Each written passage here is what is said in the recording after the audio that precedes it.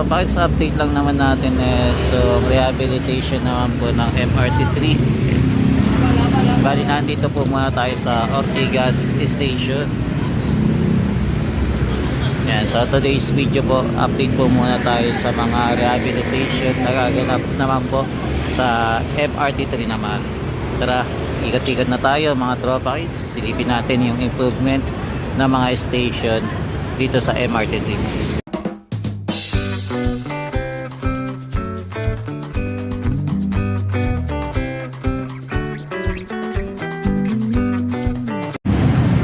Yan, so today po ay March 25, 2026. So time check po natin ay 8:38 na po ng gabi. Nandito po muna tayo una nag-update para sa Ortigas Avenue Station po.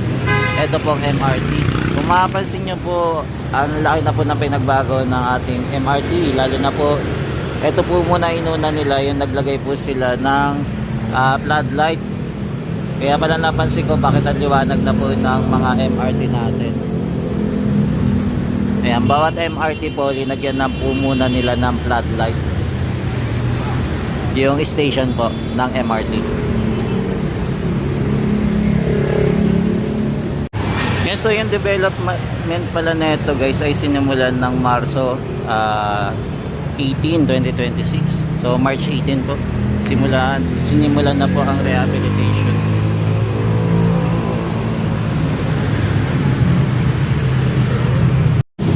Yan, bali ang pondo ng rehabilitation po ay aabot po ng 21.6 billion.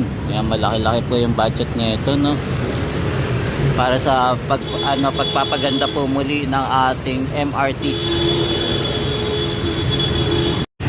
Yan, dito po sa area po ng Ortigas, hindi pa po siya napipinturahan. Yung ilaw pa lang po yung nakikita natin na nagawa po.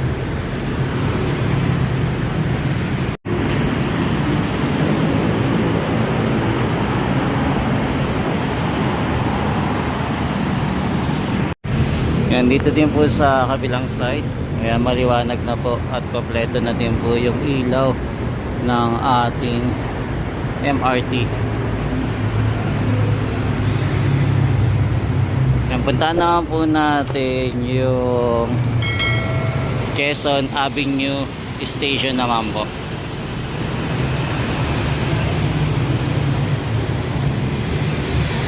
Yan, bali doon po kasi sila nagsisimula magpintura. Kaya tara, puntahan po natin. Yan, naglalagay na po pala sila ng window dito, no? Ito, bagong-bago pa to. Yan, pati din to, bago na rin.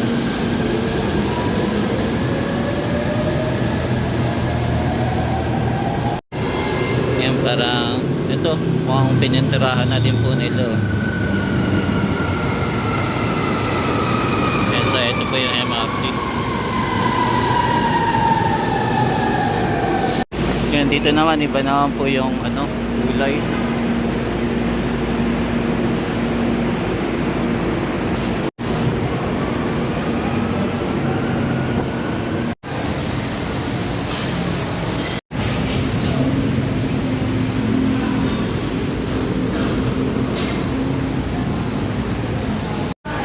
Yan, so ito na po yung MRT, ang ganda na.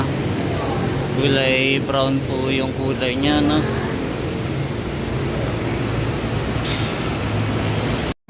Yan, bali bagong puntura po yung ating MRT dito. MRT3. Bali nandito na po tayo sa Quezon Avenue naman. Dito po kasi yung unang ginagawa na MRT. Yan, pinalitan na din po nila ng kulay. Iba na po yung kulay niya. Una kasing tapal na ito kulay puti, tapos ito ibang kulay na. Yan, maliwanag po dito yung MRT natin. Yan, mukhang magtatrabaho na po sila ngayon. Yes. Yan, tapos ito na po yung ating tulay, Quezon Bridge po. Yan, bali ito po muna inuna nilang pinturahan yung ating stair. Ito naman tayo sa baba. Yung malinis na po, tignan yung ating MRT dito sa area po ng Quezon Avenue. Malinis na po.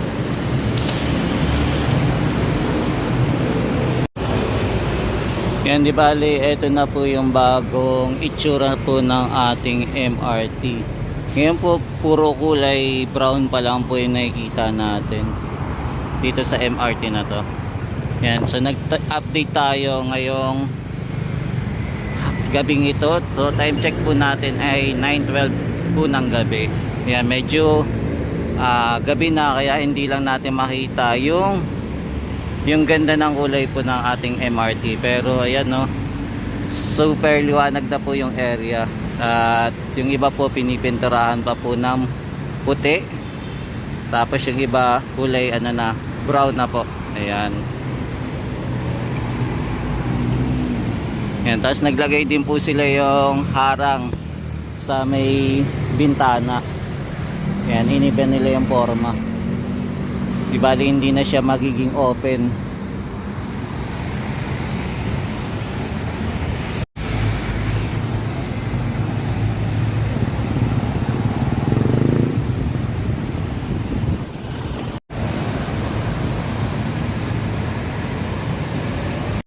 Yan, meron po tayo makikita nagtatrabaho ngayong gabi. Ito, meron pa pong kulay puti pero halos papatapos na rin. Yan, meron po tayo nakikita magtatrabaho po ngayong gabi para magpintura na naman po. Yan, nandito lang po tayo sa Quezon Avenue MRT Station, MRT 3. Grabe, ang ganda, no? Ito muna yung inuna nila na gawin. Siguro mas madali po ditong gawin kaysa sa mga ibang station po. Yan, di ba? Inuuna po muna nila yung pagpipintura. Yan, maging dito din po sa unahan na pinturahan na din po.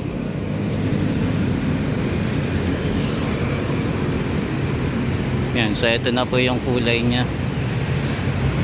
Laki na po ng pagbabago dito sa area po ng MRT 3. Yan, punta naman po tayo sa kabilang side naman po.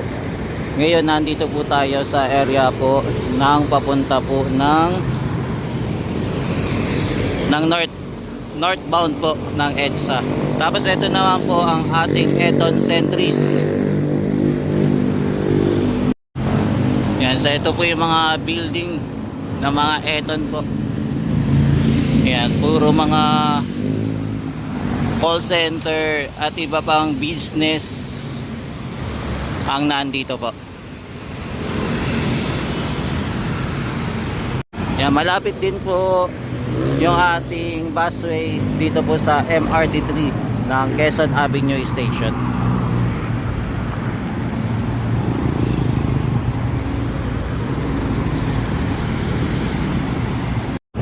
Yan, so ito naman po yung view natin pagka nandito po tayo sa taas naman po ng footbridge po papunta po sa Quezon Avenue station po.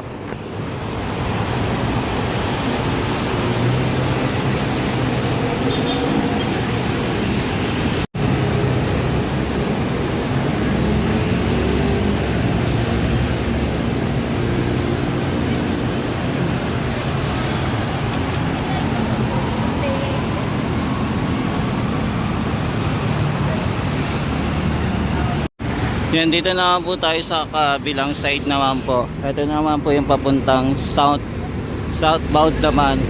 Yan, kung may mapapansin nyo po, may part pa po na hindi pa po nakukulayan ng ibang kulay. Yan, di bali, first coating po kulay puti po, tapos susunod naman po yung brown naman po, medyo may pagka dark brown. Yan, kayo na lang po mag-comment kung ano po yung kulay na ito. Yan, di ba? Ito po yung itsura niya. Yan, napakaganda po yung ating bagong rehabilitation po na MRT 3 Tapos maliwanag pa po, no? Yan, so ito po yung kulay niya. Ayan, ang ganda.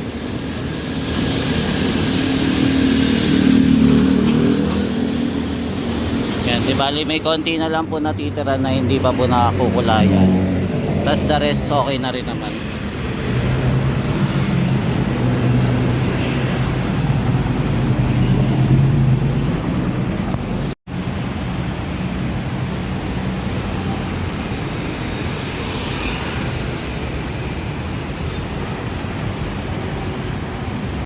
Yan, dito po kulay puti pa lang po yung kulay niya. Hindi pa po napapalitan.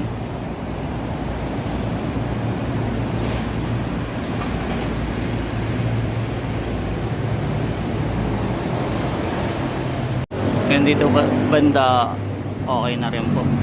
Nakulayan na. Yan, dito lang ako sa may gitna. Kasi kailangan natang gumamit ito ng ng scaffolding siguro.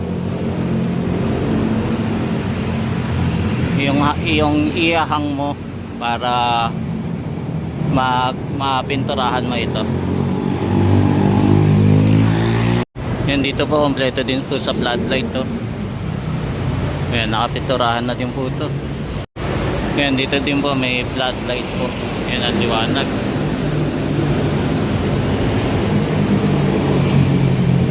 Yan, may mga part pa po dito sa ilalim na hindi pa po napipinturahan. Pero yung ilaw kompleto na. Yan, dito din po sa kabila okay na. Yan, may part pa rin po pala dito na hindi pa po napipinturahan dito sa gitna.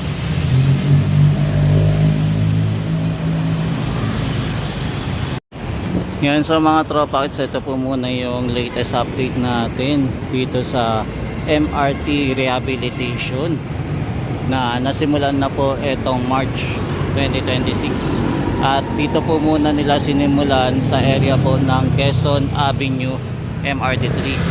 Yan, update na lang po natin ito sa susunod po ulit. Tingnan natin kung ano po yung magiging final neto. Etong rehabilitation dito po muna sa Quezon Avenue MRT station. Yan, maraming salamat po. Yan, pagpalain po kayo ng may kapal. God bless po. Ingat-ingat, mabuhay kayong lahat.